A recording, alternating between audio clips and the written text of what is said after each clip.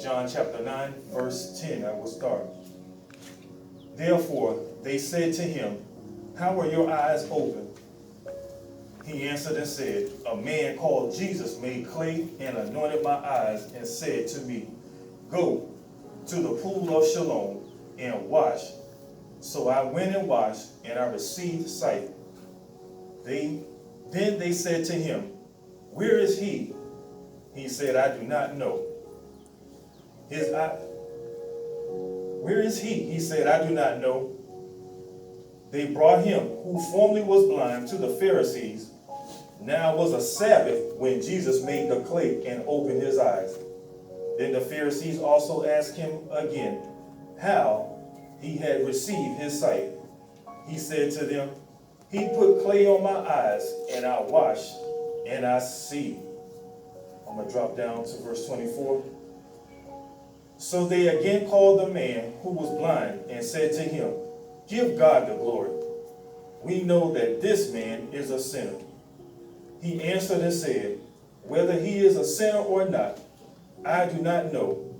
One thing I know, that though I was blind, now I see.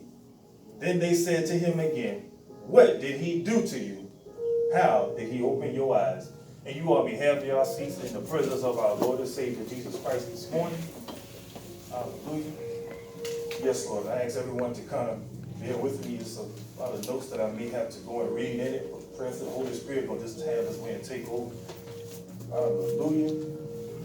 But this morning I'll start off by saying, to touch in also with where we at on this morning. Me and Lady Frazier went out to, we wanted to go and grab something to eat over this weekend. And when we got to the restaurant, the order was already previously called in. But when we got there, I had to stay in line and wait a little longer than what I had expected, because I thought that immediately, because I had to travel to get to this destination, immediately I thought I was going to be able to get there and possibly my order was going to already be ready, and all I had to do was get out the truck, go in there, pay for it, and go get on out. But when I get in there, and I tell them my name and what I'm there for, but I had to about wait 20 to almost 30 minutes for my order. Because I thought my order was supposed to be prepared and ready. It was already called in. Y'all had ample enough time to get my order together. How many of y'all know Pastor Kip is cool? I didn't get upset. All right, okay, cool. So I waited, because I wanted to eat with this, what we was going for. So I waited, and not long after my order was completed, I'm going up to I didn't even have the chance to go to the register. When my order came to me, the register, if the register was right here, I was over here where Michael is sitting. So in my mind, the young lady come and bring me my order, holding with two hands, bringing me my order. In my mind, I'm like, okay, how I'm gonna hold this, and then got to get my wallet out my pocket to go and pay for it. Well, time the young lady passed me my package, I'm thinking she's gonna say, well, just meet me to the register. She turns around and said, sir, you have a blessed day and enjoy. So I'm looking at her, I was like, okay, I didn't pay for my food. So why is she telling me, she sounded like this thing already squared away. Come to find out, my food was already paid for. So I don't know whoever you are out here today. Some of you been in a hurry to get someplace or to do something. Well, the Lord wants you to know, you're going to find out that it was a blessing that you waited. Yeah. I don't know whoever you are this morning. Somebody, you in here, you've been wanting something in a hurry, and because you want it in a hurry now, see, if you get it in a hurry, you're going to miss out on a lot of stuff. You're going to overlook, you're going to miss the blessing that he has for you. But because you sit there, you be satisfied, you be patient, and you wait, you're going to come to find out that it was the Lord who going to foot the bill. Because see, if you get it ahead of time, that means you're going to have to exhaust all your resources. You're going to have to exhaust all your strength to take care of what you want. But because you sit there and you wait on the Lord, oh, he's going to have this thing to where you ain't going to even feel the pressure or the weight of it. But I don't know whoever you are this morning, you're going to have to hold on, steadfast, and be unmovable. Don't lose your cool. Don't lose your head in this one. You got to maintain in this one. And hold on. I know it's been a long time. I know you've been waiting for a long time. I know it's uncomfortable to wait. I know waiting is not an easy task. It's not easy to say you're going to wait, especially wait on the Lord. Somebody you never saw. But in your faith, you're knowing, boy, if I'm going to receive what I believe the Lord has for me, I'm going to have to wait. And I don't know whoever you are here this morning, just wait on the Lord. Because you're going to find yourself, he's going to renew your strength. And when your strength is renewed, you're going to mount it with wings like an eagle. Thank you, Lord. And you're going to be able to fly. You ain't going to faint. And you ain't going to be weary. Because when he takes you to the level that he wants you to get on, when you look down at where you once was, you ain't going to faint. It's just going to bring you back to remembrance of, boy, look at what the Lord has done for me. And you're not going to get the big head. But let me get right on into this. I don't know whoever you are this morning. Amen. Wait on the Lord. I'm telling y'all, yes, we're still in that time of this pandemic, but I believe that the Lord, we went in it one time. We've been off on a break for about 2-3 months. But I really believe that the Lord has given us an open window right now. Amen. You better get all that you can from the Lord right now while we got this open window. While, especially while we can be in unity and gather together. You better get what you can now. Because nobody knows what the next week, 2-3 months hold. Nobody knows. Yes. So while we're able to gather together, let's get all what you know you better get. Whatever you've been in prayer, waiting on from the Lord. Get it now while we under this open window. Amen? Amen. Hallelujah. Yes, Lord. So let's talk a little bit more about this blind man. And let me say it to you like this. This blind man, we understand that he can't see now. All of us, we done read the story. We understand that he can't see. But to me now, it seems like it's a little more difficult because he can't see. He possibly could understand that, I can't see. I can't see my parents. I can't see what's going on around me. I'm here, I can't see nothing good. I can't even see how to put my own clothes on. I can't see how I'm dressed. I can't see the crowd. I can't see nothing. But I think it's another thing now to be blind, but then you can hear.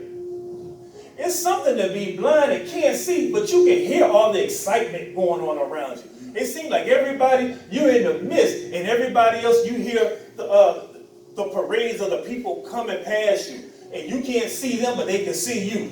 You can hear them when the husband is ready to take the wife out on a vacation, or when the family is ready to go to a place for a family vacation. You can hear all these awesome things, but here you are blind and you can't do none of the above. You hear how the parents or how other people's children is doing well, or how they're scholars in school, in college, they just got promoted on their job, and everything is like it's clicking and it's working for them and their family and their household. But then here you are, you sitting there, you looking like, well, you know what, hey, you can hear everybody else's success. But when you look at yours, you're like, well, man, look at this. I'm blind and I can't do nothing for myself. But I got to hear everybody else's success. Isn't that something to be able to not be able to, you can't see, but you can hear what everybody else gets. You can hear the talk and chatter of everybody else being blessed. You can hear the talk and chatter about everybody else being able to go this place, able to do this thing. And here you are, you stuck in one spot and can't do nothing. I think that was another blow to the blind man. He can't already see, but he can't hear. Can you put yourself in his situation and be like, man, look, hey, I might can't see my way, but then I'm right in the midst of hearing everybody else getting their blessing. Their family's doing well. This thing here is going well. They just got promoted. Man, look at here. I got feelings too. Ooh, but I want to tell somebody that this blind man, his blindness, it have him in a place where he have to beg. Yeah. And let's not look down on the process of him having to beg. Because I believe when I was doing in my studies here, I had to get another respect for him begging. Because I believe now that the Lord allowed him to experience that time of him having to beg because he needed him to get to a place in him. You see, a lot of us right now, you sitting here, you looking at that place that you're at right now, and it has you in a place, and that place is in an uncomfortable spot. And you're having to do something that really in your heart and your mind, you know, man, if I had my sight, if I had my way, I would not be doing that. Do you really believe if that blind man has sight, do you really think he would be there for other people to pass by him, see him? Probably pointing at him, he, ha, ha, look at him. You think he don't have feelings. But that blind man had to continue to just keep it moving. Keep it moving forward. Keep on doing what he had to do. Because he knew it's a blessing. But I believe truthfully, this blind man didn't even see or understand or even think that something good was about to come his way. I believe now that also with this blind man, and look at his situation or his blindness, it put him in a place to where he needed to receive aid from others. He had to receive assistance from others. He had to receive help from others. Because if you're someone who's blind, it's but so much you're going to be able to do. You're going to need somebody to help you. Am I right about it? I mean, it's but so much you can do. If you've never been to a place, if you've never experienced something on your job, you need somebody to help you. Yeah. You can't get up and say, well, you know what? Hey, this ain't the Matrix.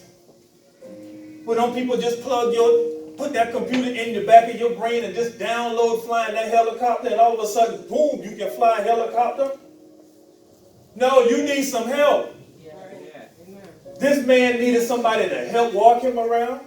He needed the aid. He was sitting there begging. Yes. Oh, y'all don't want to help?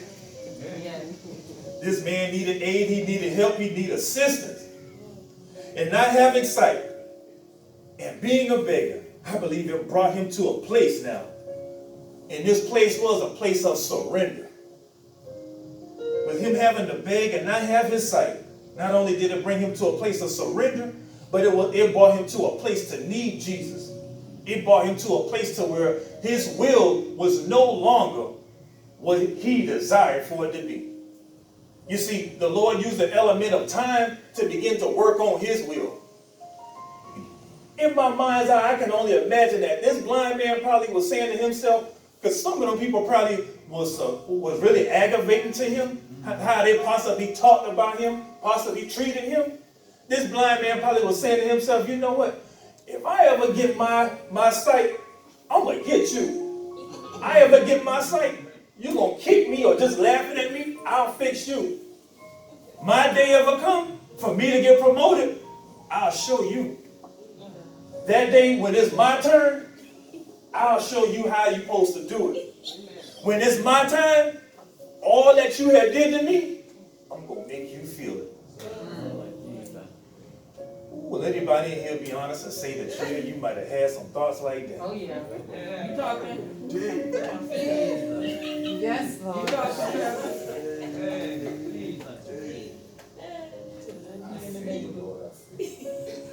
Because you know good and well, you know right now that in this man, I really believe that this blind man in his own mind, he really didn't want to be there. But because now he was in his situation, in some of your situations, it could be in your finances, it could be in your marriage, it could be on your job, it could be with relationships, it could be with so many different things that could be taking place or happening in somebody's life. Amen.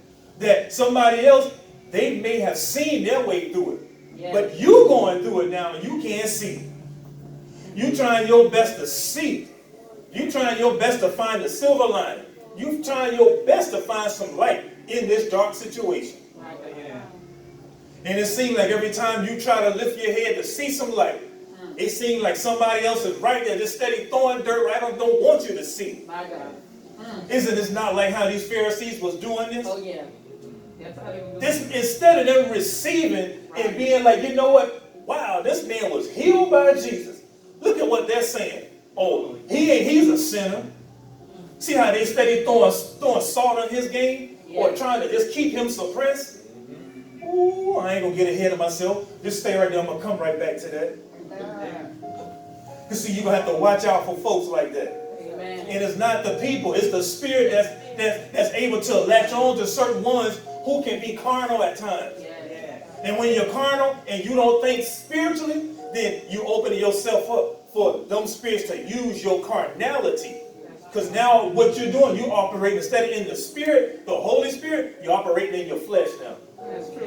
And that's an open door. But, oh, okay, you want to do it that way. Remember when I told y'all Pastor threatened that guy? What did I do? Jump right into carnality. And what happened? That spirit that rose on me to get that anger spirit that used my mouth to threaten that man. See how easy it can happen? Amen.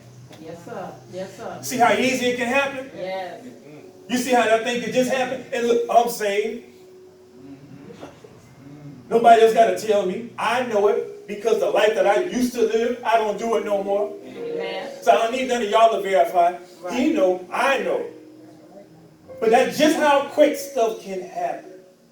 And that's why you got to maintain and make sure you don't allow yourself to jump into carnality, jump into your flesh. Amen. But let me move on now. So we understand now what him being a beggar, what it brought him to.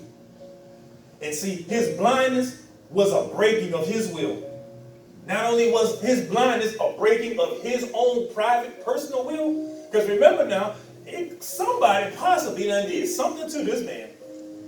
He probably done got fed up with being blind. He can't do for himself. And people got to come by instead of them, hey, give him a little fruit basket here or give him the little scraps over here.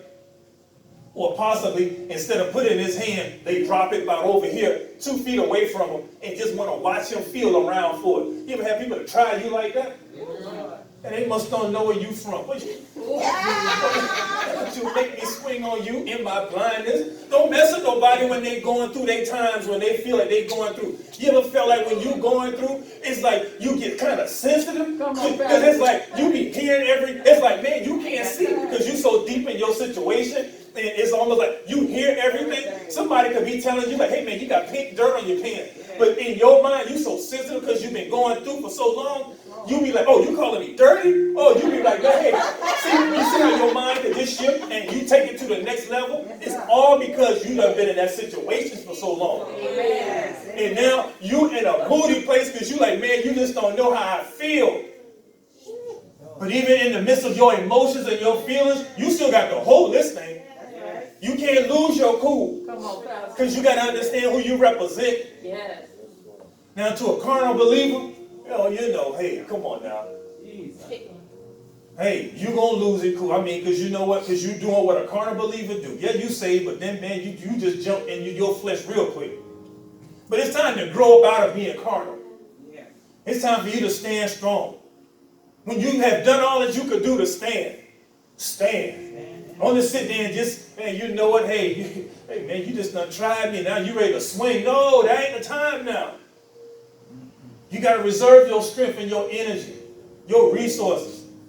You got to reserve it now. Because you know, I ain't going to always be like this. You want to know the ones who ready to swing? The ones who don't believe that they're really going to where they believe it they want to go. Them the ones who going to swing. They don't believe it. They talk about it. Yeah, man, I'm about to go be the next XYZ. Let something happen. They'll be ready to jump and avoid it right quick. Well, didn't you just say you're going to go for this? Well, if that's you, you got to maintain. Amen. Don't jump out your character. I know it's some stuff that want to pull you. And that's part of the process. That's part of it. It's supposed to see if it can pull you out your character. Because if it can, that's just showing you the level of your wisdom and your strength. Hallelujah. But how many know, hey, it ain't about your will now. The blind man, the situation of his blindness, it was there, and the Lord already knew it was there. The Lord knew about the blind man before the blind man knew about his own self. I know that grammar didn't sound good. But the Lord already knew about him and his blindness. And look at this. When you go to, I believe it was David who said in Psalms 139 verse 13, that the Lord already The Lord, who was the one who created him in his mother, he fashioned him in his mother's womb. So that's telling me that the man who was blind, that the Lord could have get in there from birth while he was still in his mother's womb and repaired anything that was broken. So why did the Lord want to wait now till he got grown and outside the womb to heal and bless him? Why is the Lord wanting to put you on display? Why he wants you to go through? Why he want people to see you going through what you've been going through? Why he didn't fix it when you was in that place of feeling peace? Why he won't wait till now you out here now? You in the midst of everybody can see you. And now everybody's seeing it, knowing your situation, knowing what you're going through, knowing what and hearing about you, hearing about your family, about your children. Everything ain't going right. Why he didn't do it before you got there? He could have. But how would he get the glory then? That's right.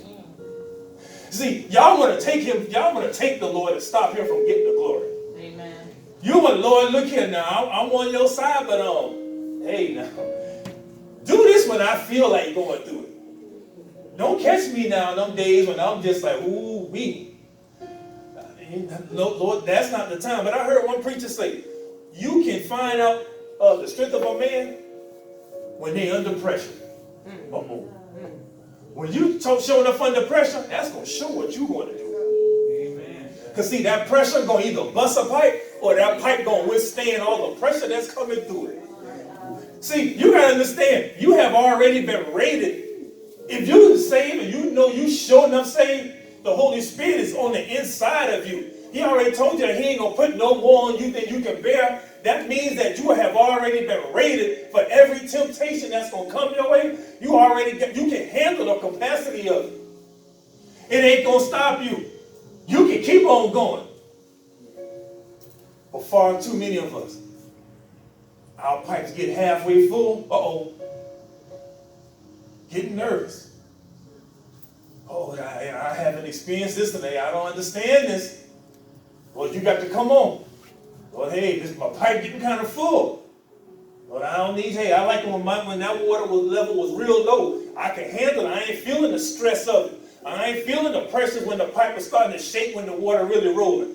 You know, I don't want to feel all that now. Making I can feel the pipe under my, oh no, you don't want to feel that.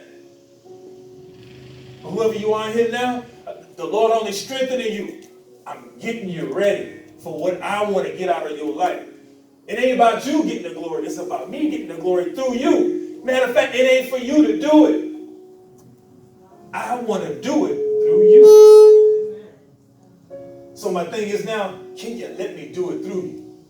Will you co-sign with me? I'm gonna bless you, but will you just co-sign with me? But far too many of us now, the blindness was there to only break his will.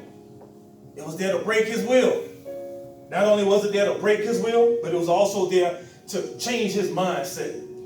Not only was it there to break his will and to change his mindset, but now the blind man's heart had to also be shattered. Because see, when his heart finally got shattered, that means now his will, his mind, his heart, all what he perceived, all that he wanted to have and take place in his life, everything he laid up for himself in his own thinking, it was destroyed through that blindness. And you know what the Lord used that blindness for? At the right opportune time, the Lord saw, okay, his will is now broken. He no longer want to do what he was already previously wanting and planning to do for himself.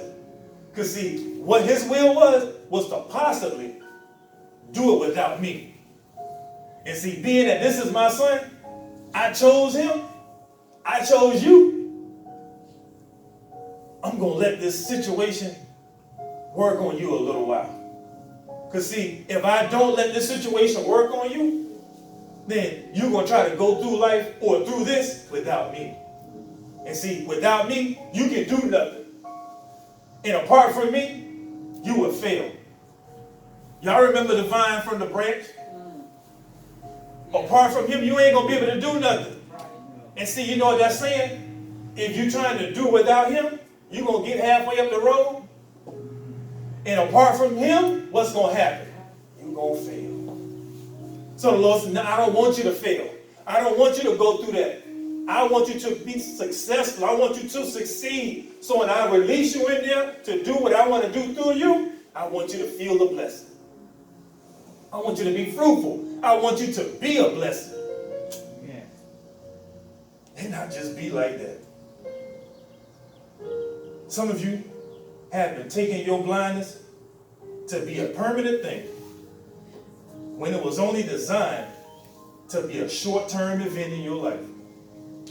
Some of y'all like this blind man, y'all been holding on to that blind situation or that thing, whatever you may have been going through, that you couldn't see the end of it, that you couldn't see. You've been holding on to that thing for far too long. You've been carrying that thing like you're supposed to be carrying it, like that's part of your life.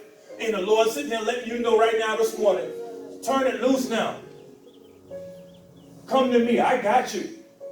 Let it go. Stop carrying that blind situation with you. I'm here now. It did what I wanted it to do in you. It's ran its course. And see, some of y'all been holding that thing tight. Y'all had to do like Abraham had to do Hagar. Abraham been holding on to Hagar and the baby.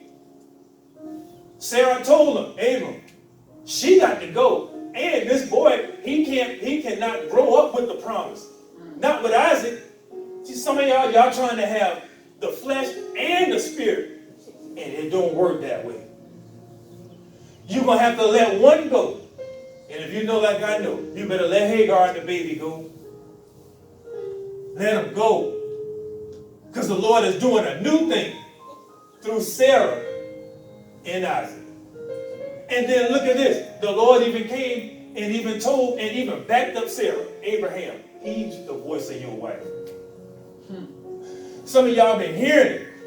You've been knowing that you're supposed to be doing X, Y, Z. But instead, you're trying to hold on to this right here. This feels good. Even though I know it's hurting me, even though I know it don't feel good, you holding on to something that you don't need to be holding on to. It already done ran its course. It already did through you what the Lord intended for it to do. But instead of you come on now, you got to be like Kenny Rogers. You got to know when to hold them. You got to know when to fold them. You got to know when to quit. You got to know when to give up. And this is not no quit on the Lord. You just got to know when it's time to say, Lord, I surrender. I surrender all to you. That's why that situation is there. He's trying to get some surrendering from you. Amen. Because see, what you thinking and dreaming up for your own self, oh, if I let you get that, that's going to hurt you. And that's going to stop me from getting glory out of you. But see, I created you to do good works. I created you in Ephesians chapter 4, verse 24. No, Ephesians 2 and 10. I created you beforehand. Yes. So meaning, you can't go by the course of this world. You got to go by the course that I already done ordained for you. Amen. And see, a lot of y'all right now, the life or the course that the Lord already have you on, you so much, you just want to divert and go any way you want to go. When the Lord have to keep putting situation after situation in your pathway. Because you steady keep bumping your head and you won't come back and get on course. My Lord. So now he got to keep a situation in your path because he already done got your life prepared. And all he needs you to do is just walk with it. Far too many. You need a line. You need an alignment. You ever have your car, when your car is out of alignment, what is it doing? It's pulling to the right or to the left. It's pulling you off course. You need an alignment. You need Jesus. You need him to come on in there. You need the Holy Spirit to align you back up. And when he align you, so that way you can keep straight when you're moving. But I know that's not none of y'all in here. I know that's not none of y'all. We understand that the blindness was a breaking of this man's will, his mind, and his heart. One of you here today heard the good of others. It's like this blind man. He was hearing everybody else's good stuff. And you better believe he was hearing some good stuff, because you got to understand. This man, when it's time for the feast and all that kind of good stuff that's going on in that day and time, You better believe this probably was thousands of people coming to the city.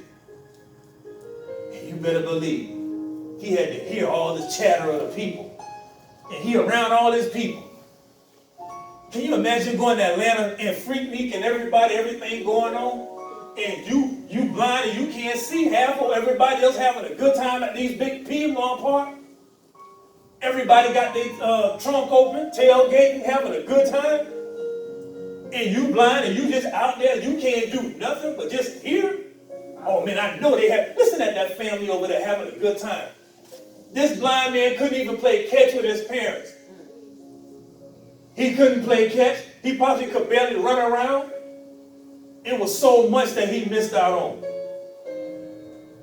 How many of y'all remember? He gonna be glad he waited. He gonna be glad he didn't get it when he thought he wanted. Just like whoever you are here today, whatever you think you wanted back then, hey, you probably wasn't ready for it back then. Can you imagine? Here's what I believe would have happened if this blind man would have gotten it when he wanted it. I believe he would have missed Jesus.